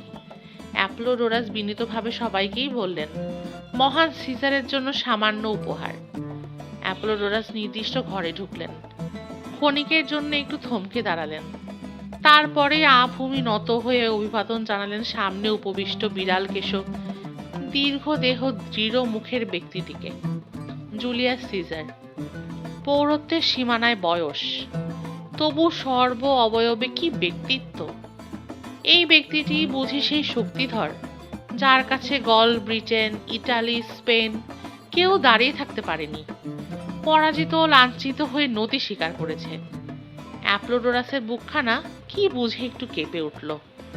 জুলিয়াস সিজার স্মিত মুখে তাকালেন অ্যাপোলোডোরাসের দিকে। তারপর চেয়ে দেখলেন মাটিতে নামিয়ে রাখা লম্বা করে গোটানো কার্পেটটাকে। সিজারের চোখ দুটো বড় জ্বলজ্বলে, তাকালেই ভয় করে। অ্যাপোলোডোরাস নিজের মনেই একটু বিড়বিড় করলেন। কার্পেটটিকে ধীরে ধীরে খোলা হতে লাগলো। সিজার সকৌতূহলে তাকিয়ে রইলেন এই দিকে। অ্যাপোলোডোরাস তাকিয়ে রইলেন সিজারের দিকে। কার্পেটটি খুলে যাচ্ছে। কার্পেটটি সম্পূর্ণ খুলে গেল। জুলিয়াস সিজার জেগেই তো ছিলেন, তবে কেন মুহূর্তের জন্য তার শক্তি, তার দম্ভ, চেতনার অনুভূতি থেকে দূরে সরে গেল। বিরাট রোমীয় সাম্রাজ্যের প্রতি জুলিয়াস সিজারের চোখে বিহ্বল দৃষ্টি, সীমাহীন বিস্ময়। অ্যাপোলোডোরাসের মুখে বিচিত্র হাসি। আজকের অভিযান সম্পূর্ণ সার্থক, এতে আর কোনো সন্দেহ নেই। অ্যাপোলোডোরাস ঘর থেকে বেরিয়ে এলেন। ঘরের মধ্যে তখন শুধু জুলিয়াস সিজার আর তার সামনে দাঁড়ানো এক অনাবৃত সৌন্দর্য। কে? আফ্রোদিতি নাকি ভেনাস? অনাম্বরা নারী মূর্তি সামান্য চঞ্চল হলো। তার কুন্দ শুভ্র নগ্ন তনুতে নীলাভ নয়নে সর্বিল কুঞ্চিত কেশদামে কামনা মূর্তি মতি হয়ে উঠল। জুলিয়াস সিজারের প্রতি রক্তকণিকায় রণদা মামানা ঋত যৌবনের বিস্তৃত উল্লাস। জুলিয়াস সিজার অস্থির হয়ে উঠলেন, জিজ্ঞেস করলেন, তুমি কে? জুলিয়াস সিজারের জীবনে একাধিক নারীর সাহচর্য তৃপ্ত। কর্নেলিয়া, পম্পিয়া, সার্ভিলিয়া, কালপুর্নিয়া, স্মুন্দরী, কামনাময়ী যৌবন সঙ্গীরা। কোন দিন কোনো কার্পণ্য দেখানি জুলিয়াস সিজারের দাবি চরিতার্থ করতে। কিন্তু প্রৌঢ়ত্বের সীমানায় পৌঁছে এ কার আহ্বান? সময় কেটে যায়। বাইরে সমুদ্রবক্ষে উত্তাল তরঙ্গ সংঘাত। আলেকজান্দ্রিয়ার প্রাসাদ কক্ষে জুলিয়াস সিজার আর ক্লিওপেট্রা। তোমার এতটুকু ভয় করলো না কার্পেটের মধ্যে নিজেকে লুকিয়ে এমন করে প্রাসাদে ঢুকতে? জুলিয়াস সিজারের দৃষ্টিতে প্রশংসা। পাশে বসে আছেন ক্লিওপেট্রা। জুলিয়াস সিজারের কথায় ফুটন্ত পদ্মকলির মতোই তার মুখে হাসি ফুটে উঠল। আশ্চর্য তোমার সাহস, অভিনব তোমার পরিকল্পনা। সিজারের কণ্ঠস্বরে শ্রদ্ধা, চোখের দৃষ্টিতে কামনার রক্তিমা। জুলিয়াস সিজার তাকিয়ে দেখেন ক্লিওপেট্রাকে। ধীরে ধীরে তার সমস্ত দেহ জর্জরিত হয় মন্থর মাদকতায়। সম্মোহিত সিজার অস্ফুট স্বরে বলেন, এসো। সমুদ্রের ঢেউ আছড়ে পড়ল আলেকজান্দ্রিয়ার তীরে তীরে। একটা ঝড়ো হাওয়া বয়ে গেল আলেকজান্দ্রিয়া প্রাসাদের ওপর দিয়ে। চেতনার গভীরে নিমজ্জিত জুলিয়াস সিজারকে ক্লিওপেট্রা একবার তাকিয়ে দেখলেন। তারপর বললেন, মিশরের সিংহাসন আমার তো? জুলিয়াস সিজার বললেন, ভেবো না, আমি তোমার সঙ্গে আছি। জুলিয়াস সিজারের বিধানে তুমিই হবে মিশরের রানী। জুলিয়াস সিজার প্রথম দেখাতেই ক্লিওপেট্রাকে ভালোবেসেছিলেন। মুগ্ধ হয়েছিলেন তার সাহস ও চাতুর্যে। ক্লিওপেট্রার সৌন্দর্য ঠিক কতখানি ছিল তা নিয়ে অনেক মতামত রয়েছে, অনেক কল্পনা গড়ে উঠেছে। ঐতিহাসিক প্লুতার্ক বলেছেন, এমন কিছু সৌন্দর্যে তিল তিল উপাদান দিয়ে তিলোত্তমা গড়ে ওঠেননি ক্লিওপেট্রা। কুচবরণ কন্যা তিনি ছিলেন না। ছিলেন না আয়তাক্ষী হরিণী নয়না। মুখ লাবণ্যে ছিল না উর্বশীর মহিমা। গাত্রবর্ণে ছিল না চাপা ফুলের তুলনা। তবে তার নাসিকা ছিল সুউন্নত, ওষ্ঠ ছিল বঙ্কিম ও সূক্ষ্ম, মুখাবয়ব ছিল সুডল। ক্লিওপেট্রা অতুলনীয় সুন্দরী না হলেও তিনি নাকি ছিলেন অপরূপা। প্লুতার্ক বলেছেন, এই রূপ ছিল তার বুদ্ধিদীপ্ত ব্যক্তিত্বে, তার মধুক্ষরা কণ্ঠস্বরে ও বিভিন্ন ভাষায় তার অনায়াসে কথা বলতে পারার দক্ষতায়। শুধু মিশরীয় ভাষা নয়, আরেমি, হিব্রু, আরবি, পার্সি, ইথিওপীয় ও সোমালি, এতগুলো ভাষায় ক্লিওপেট্রা অনর্গল কথা বলতে পারতেন। একজনের পক্ষে বিভিন্ন ভাষায় এতখানি দখল টলেমি বংশ দূরের কথা, অতি শিক্ষিত সভ্য গ্রিকদের কাছেও বিস্ময়ের বিষয় ছিল। ক্লিওপেট্রার মধ্যে আরও আকর্ষণীয় ছিল তার রসবোধ এবং যে কোনো ব্যক্তি ও যে কোনো পরিবেশকে উপলব্ধি করার ক্ষমতা। কার সঙ্গে ভাবের আদান প্রদানে মন দেওয়া নেওয়ায় সূক্ষ্ম বক্রবুদ্ধির খেলা দেখাতে হবে আর কার কাছে হতে হবে একেবারে সোজা সরল স্থূল, ক্লিওপেট্রার এই অন্তর্দৃষ্টি ছিল স্ফটিকের মতো স্বচ্ছ। সবকিছুর ওপরে ছিল ক্লিওপেট্রার দুর্দম দুর্জয় জীবন বেগ, কামনা বাসনার সমন্বয় নির্ভীক দুর্দান্ত শক্তি। ক্লিওপেট্রার ধমনীতে ছিল গ্রিক, ম্যাসিডোনীয় ও অতি সামান্য পারসিক রক্ত। ফলে তিনি যে জীবন শক্তিতে উদ্বেল হয়ে উঠবেন তাতে আর অস্বাভাবিকতা কি? উপরন্তু ক্লিওপেট্রা বিপদে ছিলেন সাহসিকা, রাজনীতিতে চতুরিকা, সব কিছু মিলিয়ে নিপুণিকা কতখানি ছিলেন সেটা পরের কথা। জুলিয়াস সিজার মিশরে এসেছিলেন চোখ রাঙাতে, কিন্তু এখানে এসে প্রায় বৃদ্ধ বয়সে যে তার নিজেরই মন রাঙিয়ে যাবে সে কথা কে জানত? বিজয়ীর ওপর বিজয়িনী। ক্লিওপেট্রা ছিলেন সিজারের নর্ম সহচরী, মরমী সখী। আমার আফ্রোদিতি, আমার ক্লিওপেট্রা। ক্লিওপেট্রার পালকের মতো নরম, প্রজাপতির পাখার মতো হালকা, রেশমের মতো মসৃণ দেহটাকে বারবার নিঃশেষণ করেও যেন তৃপ্ত হয় না।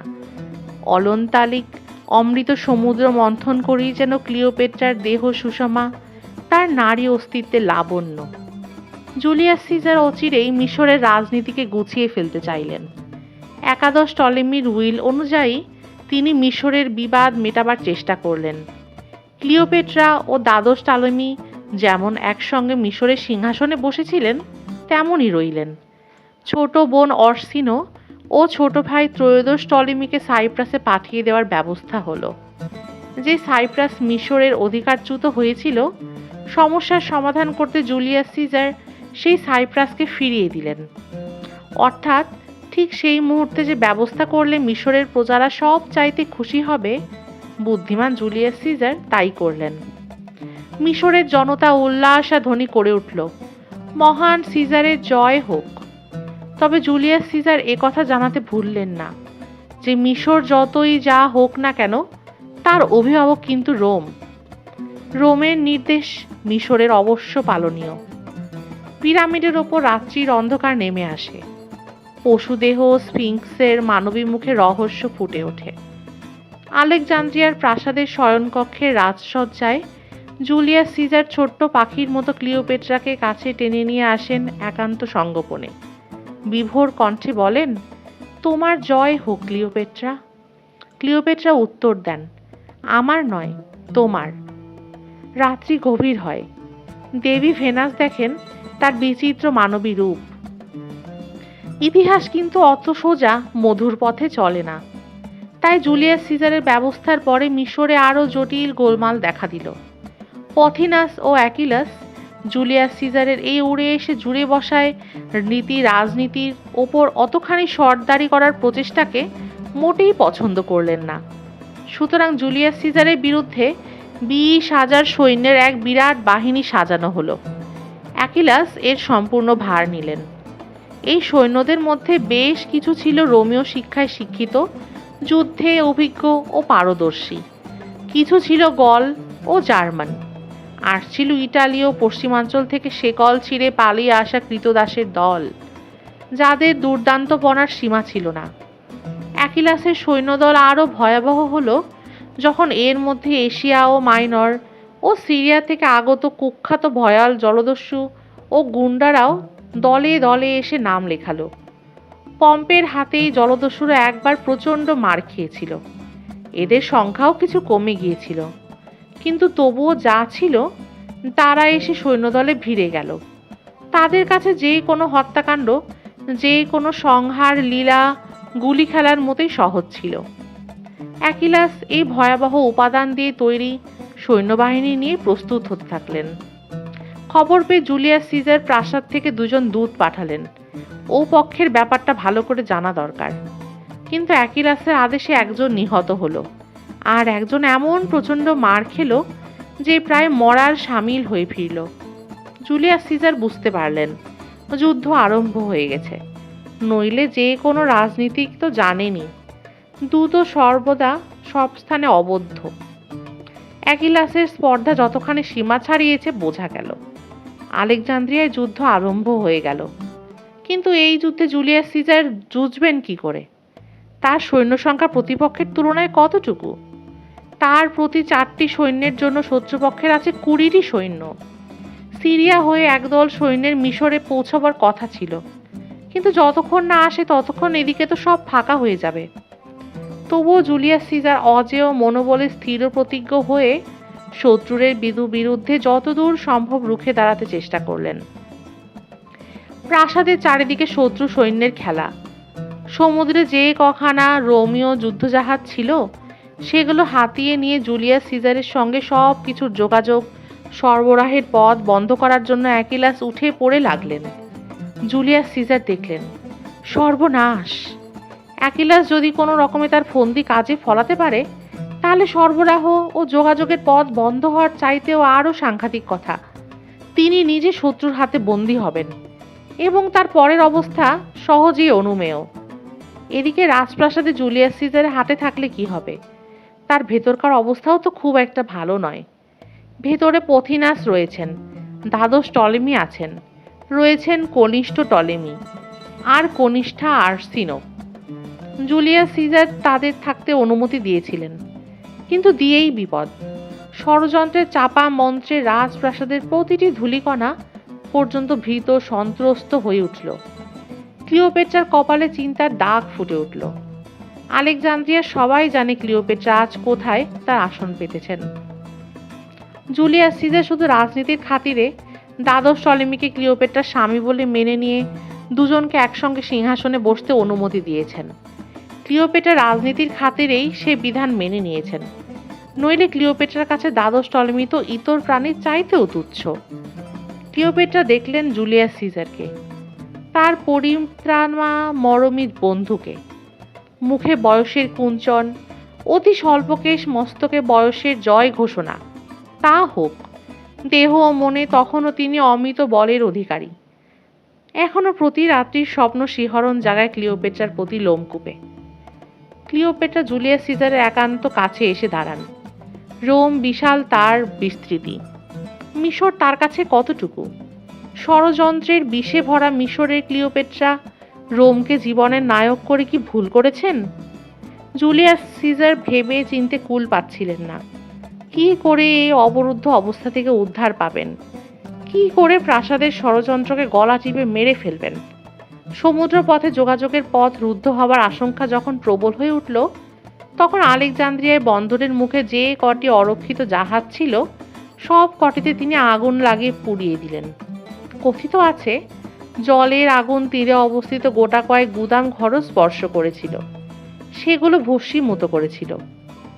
তার মধ্যে ছিল রপ্তানির জন্য মজুত করা শস্য, আর বহু তথ্য নিহিত অসংখ্য প্যাপাইরাস পুস্তক। ঐতিহাসিক লিপির মতে পুস্তকের সংখ্যা ছিল প্রায় 40,000। আসলে নাকি তদানীন্তন জগৎ বিখ্যাত আলেকজান্দ্রিয়া লাইব্রেরিটাই পুড়ে ছাই হয়ে গিয়েছিল। তবে এই কাহিনী সম্পর্কে অনেক মতভেদ আছে। ইতিমধ্যে জুলিয়াস সিজার কাছেই ফ্যারোস নামে একটা দ্বীপে অধিকার করেছিলেন। সমুদ্র পথ উন্মুক্ত রাখার জন্য এটার উপরেও খুব নজর রাখছিলেন।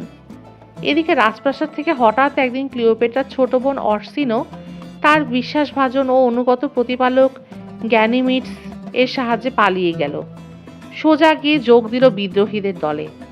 অ্যাকিলাস পরম সমাদরে তাকে আশ্বাস দিলেন ক্লিওপেট্রার আর কয়দিন, জুলিয়াস সিজারের পতন তো হলো বলে, তারপরেই ক্লিওপেট্রার অবসান। সুতরাং মিশরের রানী হবার সুযোগ ঝুলছে অর্সিনোর কপালে। অর্সিনোর বয়স তখন বড় জোর 15। মধুর স্বপ্ন ও আশা আকাঙ্ক্ষায় ভরা অর্সিনোর মন লাফিয়ে উঠল। বড় বোনের জায়গায় নিজেকে কল্পনা করে সে উৎফুল্ল হলো। অ্যাকিলাসও সবাইকে বোঝাতে চাইলেন রোমের অনুগৃহীতা ক্লিওপেট্রা অপেক্ষা অর্সিনোর পবিত্রতা অনেক বেশি। মিশরের পূর্ণ সিংহাসনে তার মতো মেয়েকেই তো বসাতে হবে।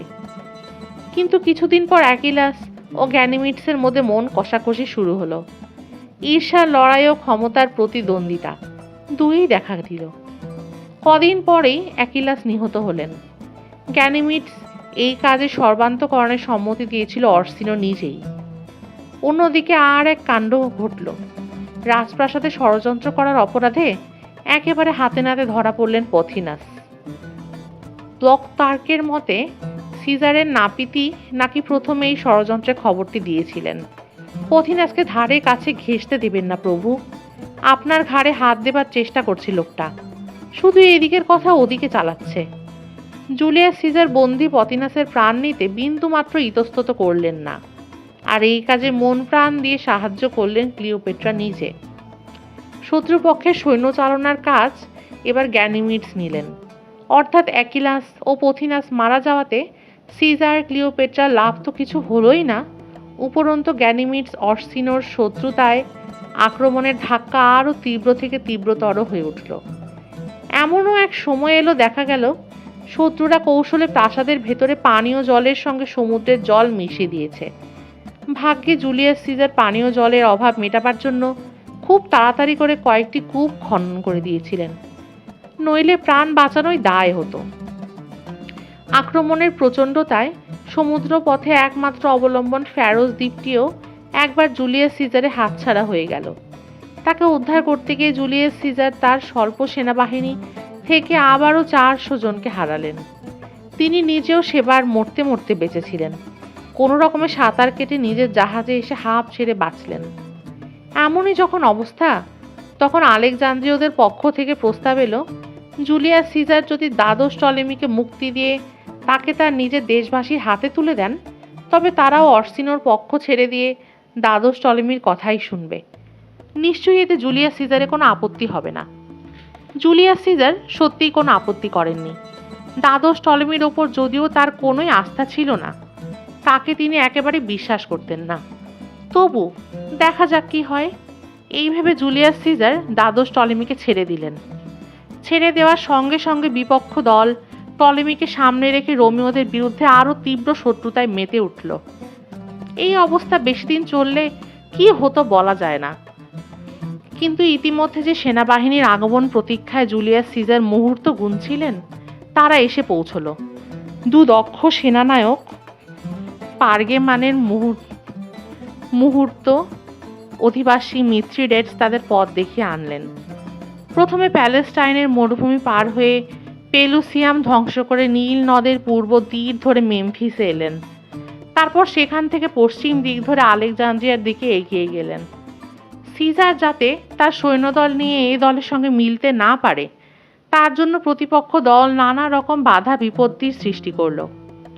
কিন্তু সিজারের ক্ষিপ্রগতি ও কৌশলের কাছে তাদের সব কিছুই ব্যর্থ হলো। সিজার মিথিডেটসের সঙ্গে মিলিত হলেন এবং নদী বক্ষে আলেকজান্দ্রিয়ার সৈন্যবাহিনীকে আক্রমণ করলেন। যুদ্ধের দ্বিতীয় দিনেই প্রতিপক্ষ দলের তর্জন হুঙ্কার কোথায় মিলিয়ে গেল। তার বদলে চারিদিক ভরে উঠল নিহতদের বিকৃত ছিন্ন বিচ্ছিন্ন দেহে আর আহতদের মরণকালীন আর্তনাদে। সিজারের আক্রমণের তীব্রতা সহ্য করতে না পেরে কত লোক যে জলে ঝাঁপিয়ে পড়ে প্রাণ দিল তার ঠিক নেই। কে গেল কে রইল তার আর কোনো হিসেব থাকলো না। হিসেব হলো আর কদিন পরে, তবে তখন আর হিসেব মিলল না। রাজা দ্বাদশ টলেমিকে খুঁজে পাওয়া গেল না। পরে শোনা গেল যুদ্ধের মাঝখানে নিজের প্রাণ বাঁচাবার জন্য দ্বাদশ টলেমি যখন নৌকায় করে পালিয়ে যাচ্ছিলেন তখন নাকি জলে নৌকোখানা উল্টে যায়। নৌকাতে দ্বাদশ টলেমি একা ছিল না, তার মতো পালিয়ে যাওয়া আরও প্রচুর লোক ছিল। ফলে নৌকো বেসামাল হয়ে জলে তলিয়ে যায়। তার সঙ্গে চিরকালের মতো তলিয়ে গেল দ্বাদশ টলেমি নিজেও। যুদ্ধের গতি একেবারে ফিরে গেল। অর্সিনও ধরা পড়ল, বন্দী হলো। জুলিয়াস সিজার সম্পূর্ণভাবে জয়ী হলেন। বিজয়িনী হলেন ক্লিওপেট্রা।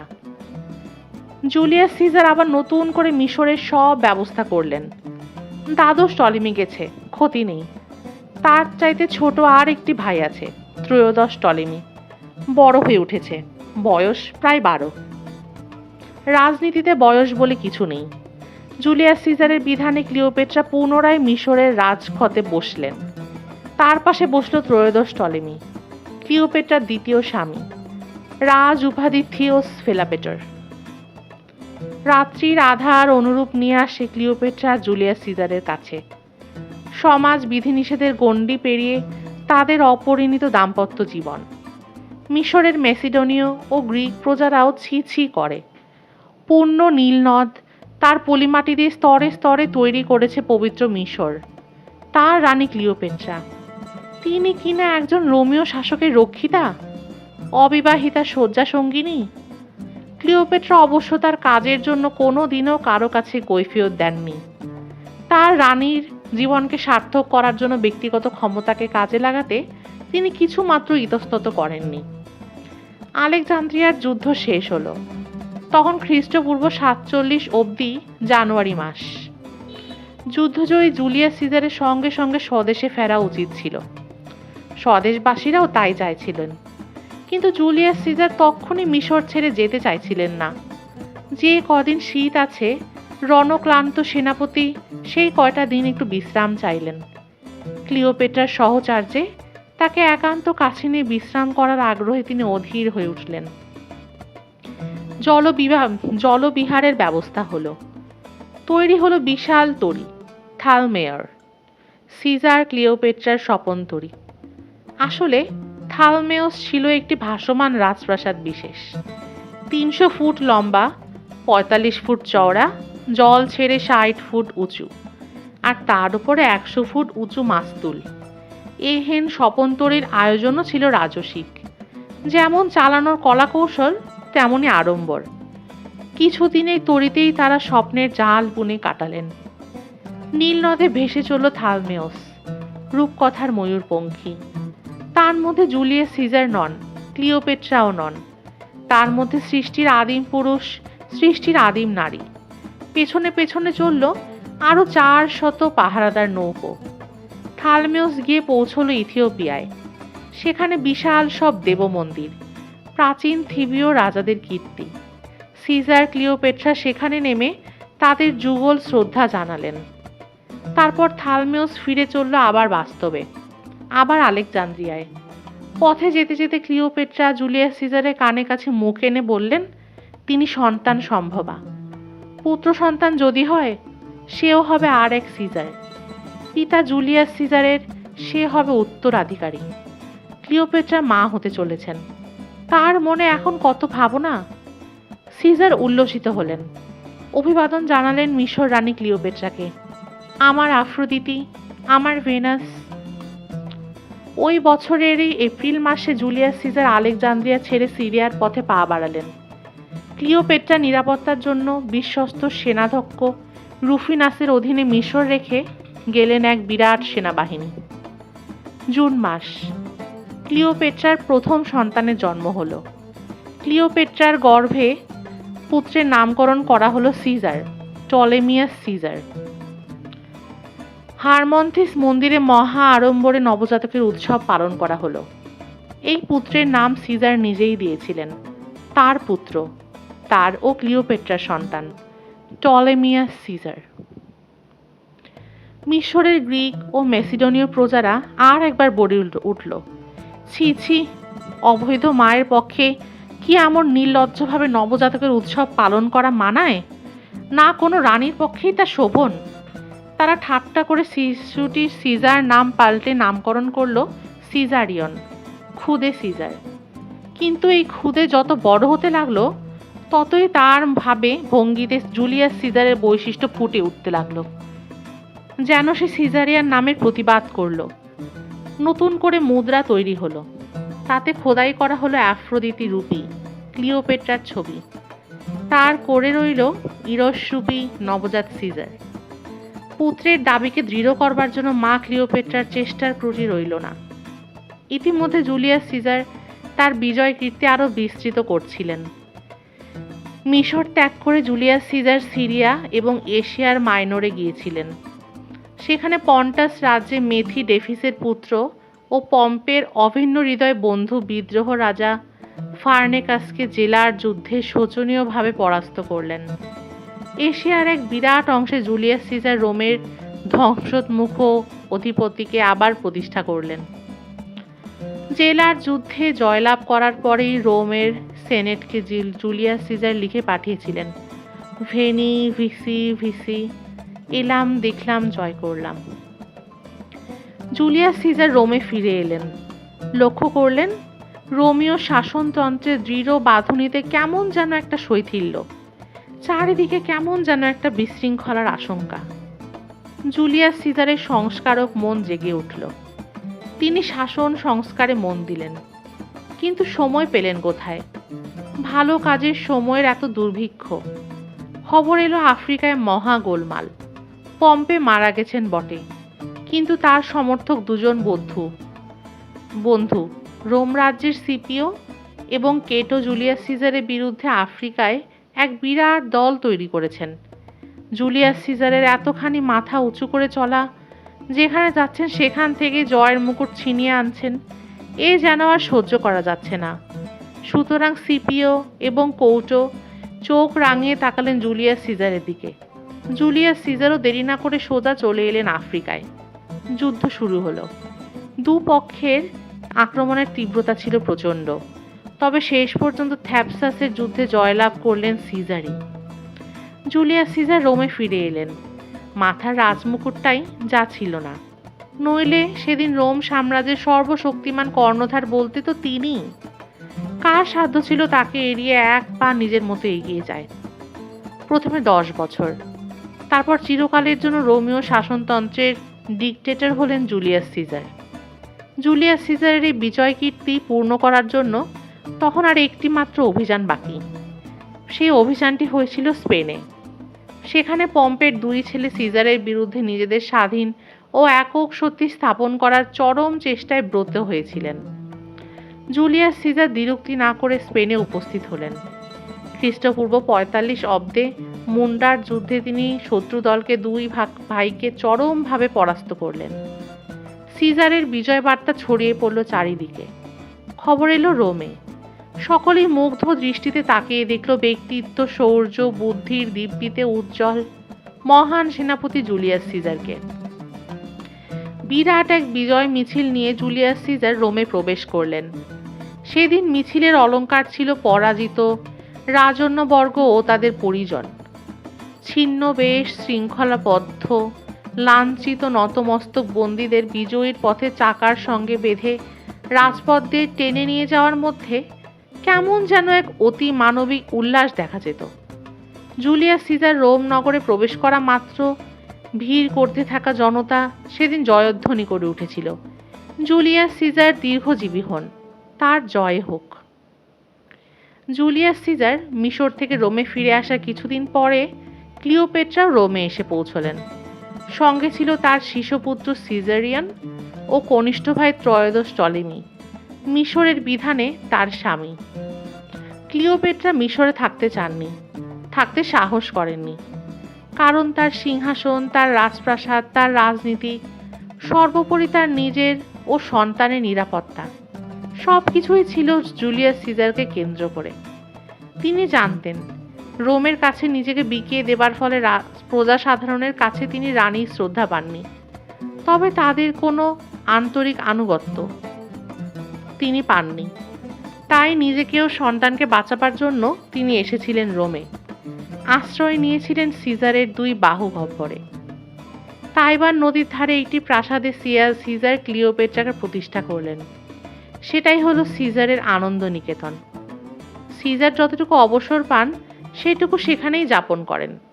সিজারের নিজের বাড়িতে ছিলেন নিঃসন্তানা স্ত্রী কালপুনিয়া। রোমের লোক তাই ধিক্কার দিল। স্ত্রীকে অবহেলা করে রক্ষিতা ক্লিওপেট্রার পায়ে নিজেকে জলাঞ্জলি দেওয়ার কি নির্লজ্জ নমুনাই না জুলিয়াস সিজার দেখাচ্ছেন। শুধু কি তাই, রোমের রাজনীতিতেও কি জুলিয়াস সিজার নির্লজ্জ লোভ দেখাচ্ছেন না? তিনি কি সেখানেই মিশরের কীর্তি অনুযায়ী নিজেকে দেবতার সমপর্যায়ে তুলছেন না? নিজের মতি গড়িয়ে নিত্য পূজার ব্যবস্থা করছেন না? ইতিমধ্যে আর একটা ঘটনা ঘটে গেল। ঘটনাটি অর্থবহ। এক উৎসবের দিনে জনতার মাঝখানে জুলিয়াস সিজারকে তিনবার রাজমুকুট দিয়ে আপ্যায়িত করার চেষ্টা করছিল, কিন্তু জুলিয়াস সিজার 3 বারই রাজমুকুট ফিরিয়ে দিয়েছিলেন। শুধু আমরণ ডিক্টেটর হয়েই থাকবেন তিনি, আবার রাজমুকুট কেন? জুলিয়াস সিজারের এই নির্লোভ উদারতায় জনতা মুগ্ধ হয়ে জয়ধ্বনি করে উঠল। আর এই জয়ধ্বনির আড়ালেই শোনা গেল কয়েকটি লোকের গোপন শলা পরামর্শ। তাদের মধ্যে প্রধান ছিলেন ব্রুটাস, মার্কার ব্রুটাস, জুলিয়াস সিজারের একান্ত বিশ্বাসভাজন, অত্যন্ত অনুগত। কারো মতে জুলিয়াস সিজারের জারজ সন্তান। শেক্সপিয়ারের ব্রুটাস জুলিয়াস সিজার সম্পর্কে বললেন, "Think him as a serpent's egg, which hatched would as his kinds grow mischievous, and kill him in the shell." আর দেরি নয়, ডিম ফুটে সাপ বেরিয়ে আসার আগেই তাকে নষ্ট করতে হবে, নইলে সাপ হয়ে সে দংশন করবেই। টাইবার নদীতে মৃদু মধুর ছন্দে জল বয়ে যায়। তার তীরে প্রাসাদ কক্ষে জুলিয়াস সিজার আর ক্লিওপেট্রা। ক্লিওপেট্রাকে 2 হাত দিয়ে কাছে টেনে নিয়ে জুলিয়াস সিজার বলেন, "ইটালি, গ্রিস, ম্যাসিডন, গল, স্পেন, মিশর, এশিয়া, এই সব মিলিয়ে আমার মহান রোম সাম্রাজ্য। আমি যদি তার সম্রাট হই, তুমি হবে সম্রাজ্ঞী।" ক্লিওপেট্রার 2টি চোখে নীল বিদ্যুৎ। "আর আমাদের ছেলে, সে কি হবে তা তো বললে না?" ক্লিওপেট্রার কণ্ঠস্বরে কৌতূহল 2ই মেশানো। "সে হবে আমার উত্তরাধিকারী, আমার সার্থক প্রতিনিধি।" জুলিয়াস সিজারের উত্তরে ক্লিওপেট্রা আশ্বস্ত হলেন। ব্রুটাস তার সঙ্গীদের বললেন, জুলিয়াস সিজারের আকাঙ্ক্ষা সীমা ছাড়িয়ে যাচ্ছে। রোমের সাধারণতন্ত্রের জবাই হতে চলেছে। এক নায়ক সিজার স্বেচ্ছাচারী সম্রাট পদলোভী। আর সময় নেই। যে কোনো একটি নির্দিষ্ট দিনে শেক্সপিয়র এগিয়ে এসেছেন ইতিহাসকে প্রাণরসে ভরিয়ে আমাদের অন্তরঙ্গ করিয়ে দেওয়ার জন্য। চারিদিকে বাদ্যধ্বনি। জুলিয়াস সিজার সঙ্গী দল নিয়ে বেরিয়েছেন। হঠাৎ ডেকে উঠলেন, চমকে উঠলেন। "কে? এই ভিড়ে এত তীক্ষ্ণ স্বরে আমার নাম ধরে কে ডাকে?" কাছে এগিয়ে এলো এক দৈবজ্ঞ। সিজারের সকৌতূহল প্রশ্নের উত্তরে সে বললেন, "সাবধান সিজার, সাবধান। মার্চের পশ্চাদশ দিনে ইদসের উৎসব, খুব সাবধান। আকাশে ঝড় বিদ্যুৎ, তমসাচ্ছন্ন পৃথিবী। রাত্রিবাসে সজ্জিত জুলিয়াস সিজারের স্বর্গত্যাগী করছেন। আজ রাতে স্বর্গমর্তে কেউ শান্ত নয়। কালপূর্ণিয়া স্বপ্নের মধ্যে 3 বার কেঁদে উঠেছে। কে আছো? সিজারকে হত্যা করছে।" অশ্রুমুখে কালপূর্ণিয়ার সামনে এসে দাঁড়ালেন। অনুনয় করে বললেন, "আমি তোমাকে কোথাও যেতে দেব না।" জুলিয়াস সিজার স্ত্রীকে সাহস দিলেন। বললেন, "সিজারের সামনে এলে অমঙ্গল বিভীষিকা সব দূর হয়ে যায়।"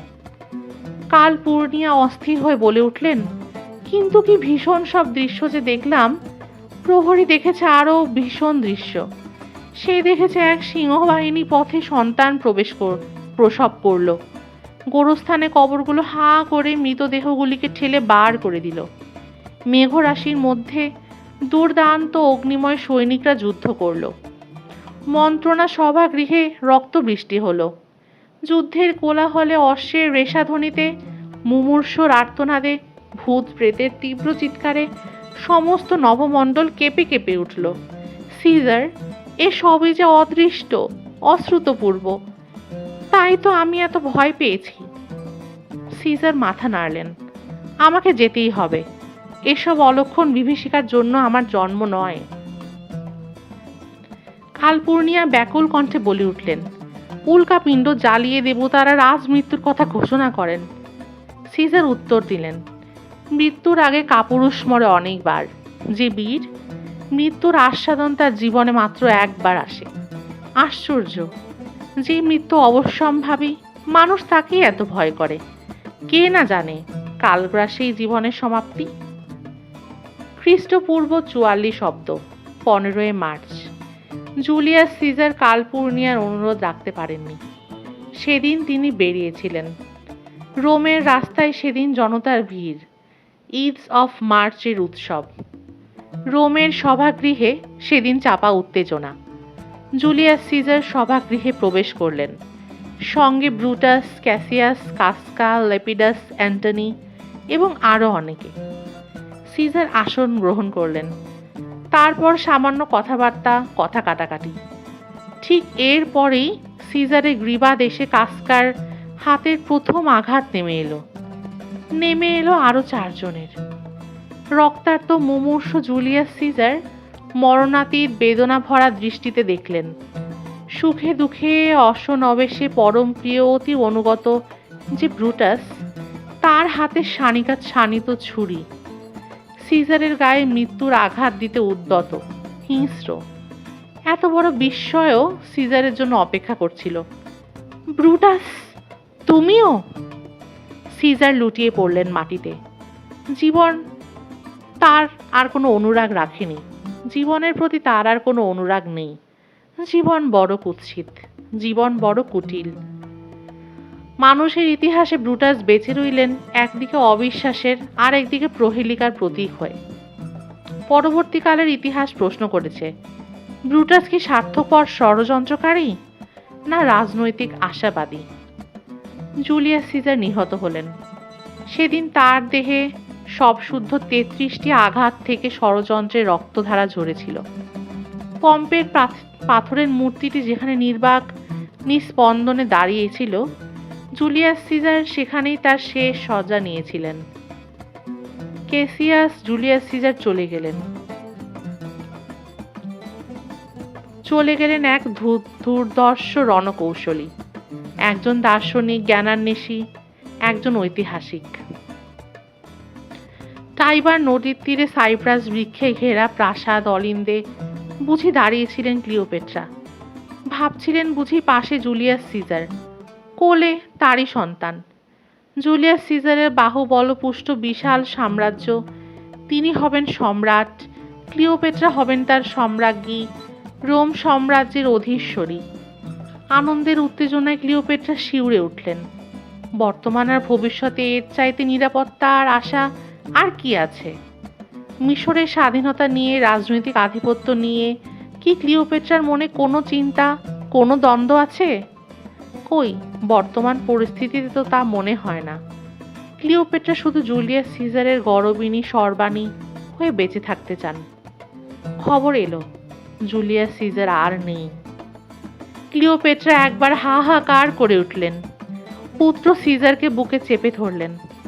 এবার মনের বাসনা কামনা দিয়ে তৈরি যে সুন্দর স্বপ্ন তিনি দেখেছিলেন, সেই স্বপ্নের আলো যে দপ করে নিভে গেল। বাকি জীবনটা কি ক্লিওপেট্রা শুধু অন্ধকার হাতড়েই চলবেন? জুলিয়াস সিজারের রক্তাক্ত মৃতদেহ সেদিন সমস্ত রোম শহরকে কাঁপিয়ে দিয়েছিল। তার রাজনৈতিক ভূগর্ভ সেদিন ধিকি ধিকি আগুনে জ্বলে উঠেছিল। প্রচণ্ড বিস্ফোরণের ঠিক পূর্ব মুহূর্ত। জনসাধারণ ও সেনেটদের উদ্দেশ্যে ব্রুটাস উদাত্ত কণ্ঠে বললেন, আর কোনো ভয় নেই, সকলে স্থির হও। আকাশস্পর্শী আকাঙ্ক্ষার প্রতিশোধ হয়েছে। অ্যাম্বিশনস ডেবড ইজ পেইড। সহকর্মীরা বললেন, অত্যাচারী নিপাত গেছে, এখন আমরা স্বাধীন, আমরা মুক্ত। ক্যাসিয়াস হঠাৎ বলে উঠলেন, অ্যান্টনি, অ্যান্টনি কোথায় গেল? সে তো আমাদের সঙ্গে এখানেই এসেছিল। ক্লিওপেট্রা আবার শিউরে উঠলেন। আতঙ্কে বিভীষিকায় ক্লিওপেট্রার চোখের জল বাষ্প হয়ে উড়ে গেছে অনেকক্ষণ। এখন মনে শুধু চিন্তা আর দুঃস্বপ্নের কালো মেঘ। বাঁচতে হবে, যে করে হোক বাঁচতে হবে। আর বাঁচতে হবে সন্তান সিজারকে। জুলিয়াস সিজারের রক্ষিতা সম্পর্কে কোনো দরদ নেই রোমিও প্রজাদের। সুতরাং ক্লিওপেট্রাকে রোম থেকে পালাতেই হবে। জুলিয়াস সিজার চলে গেছেন, কিন্তু ক্লিওপেট্রার জীবনে এই তো সবে নাটকের প্রথম অঙ্ক। বয়স তো তবে হবেই ২৬। তাকে তো থেমে থাকলে চলবে না। এখানেই শেষ হলো ক্লিওপেট্রা আ লাইফ স্টোরি গল্পের প্রথম পর্ব। জুলিয়াস সিজারের মৃত্যুর পর, জুলিয়াস সিজারের আশ্রয় থেকে অনিচ্ছাকৃত পদত্যাগের পরে কি হবে ক্লিওপেট্রার পরবর্তী যাত্রা? ক্লিওপেট্রা তো থেমে থাকার মানুষ নয়। জীবনের এই ২৬ বছরে ক্লিওপেট্রা দেখেছে কতই না রং, যা একজন সাধারণ মানুষ দেখতে পায়নি। নারীর পক্ষে তার দুর্ধর্ষ ব্যাপার। এই সকল কিছুর উত্তর জানব ক্লিওপেট্রা আ লাইফ স্টোরি গল্পের পরবর্তী পর্বে। প্লিজ আমাদের ইউটিউব চ্যানেল ড্রিম ক্যারেজকে সাবস্ক্রাইব করে পাশে থাকুন। অনেক ধন্যবাদ।